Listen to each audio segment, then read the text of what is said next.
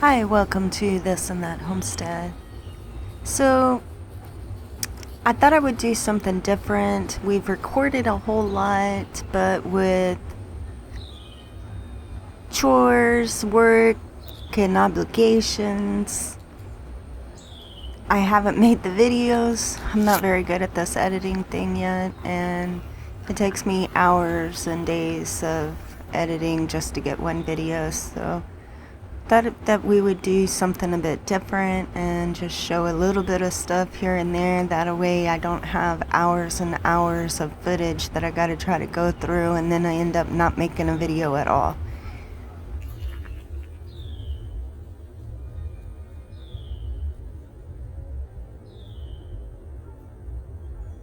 So it's been several years since either one of us has had a garden, and we don't remember what we used to use and when we used to use it, so we're having to figure out everything all over again.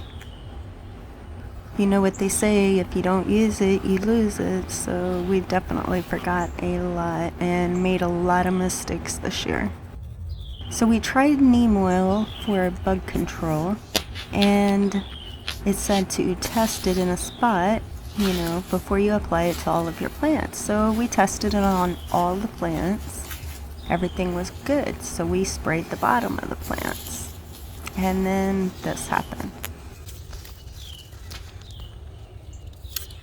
So I tried neem oil and it said try 15 ml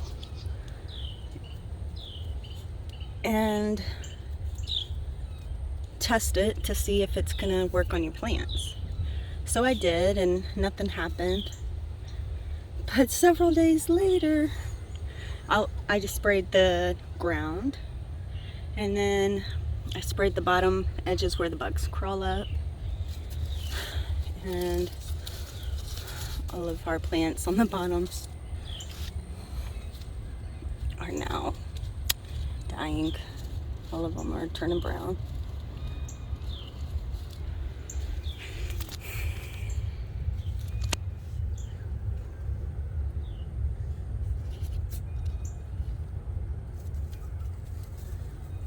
But we have lots of little baby cherry tomatoes, still green.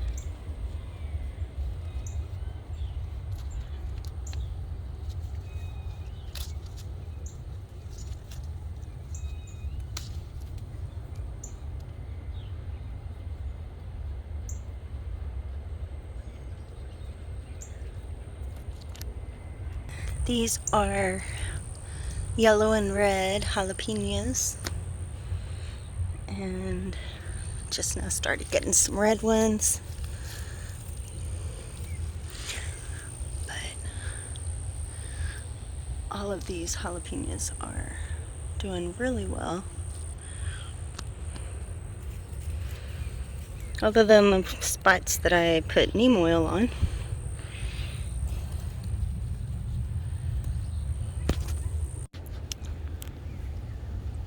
The squash, boereworm, got the plant.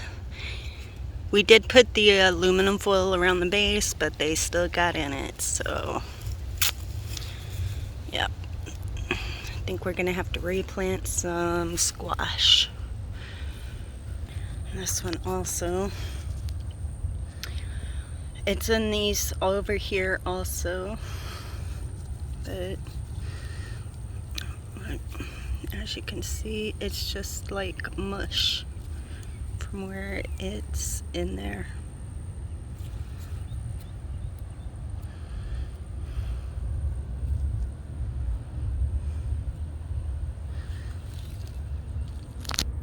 And that's in this one. That's soft right there. You can see it going up the side. So we're gonna have to replant some more.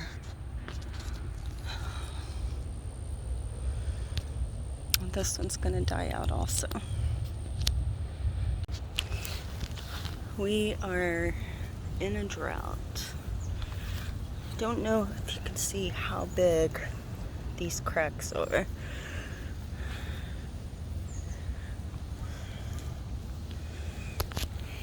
So since we planted, we've had 2 rains. One we got a half an inch of rain and the other one an inch. So we definitely need some rain. The bees just love this yellow flower. Okay, so these are our seed onions, and when we planted these, they got a lot of sunlight, but as you can see, not so much anymore. Plus, we had plans on cutting this down that we haven't gotten to yet. That's blocking the sun quite a bit. Transplant these to a more sunnier location, because these will be our onion seeds for next year. I really hope that these do really well in this location, because they do get a lot of sun over here.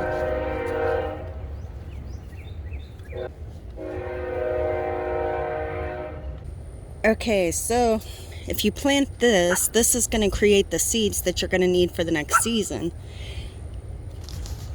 Like this here. This one's starting to seed. These here are onions from the seeds, which we're going to get this bulb. So the first year they create the bulb, and the second year they create the seeds for you to plant the next year. Some of them are blooming over there. Yeah, that's what, yeah. That's like, maybe not moving.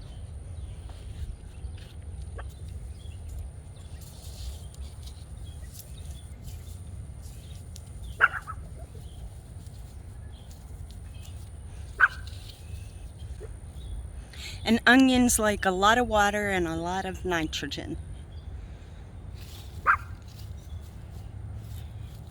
Okay, so now I'm going to water it in. And if you transplant, it's best to transplant on when it's not bright and sunny, like maybe on a cloudy day, so it can help with the transfer.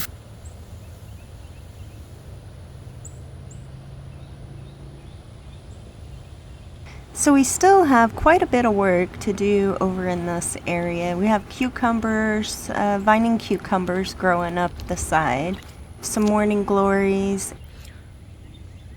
That way we can go in there and sit down when it's hot and kind of get some shade. We have a whole bunch of vines that's just coming up. If you've seen the other videos before, there was vines everywhere. So we're still working on trying to get rid of all of those vines. But every time we work in this area, we have vines coming up from before. Grapevines and potato air plants.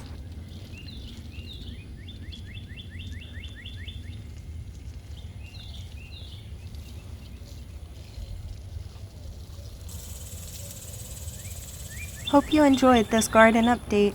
Thanks for watching.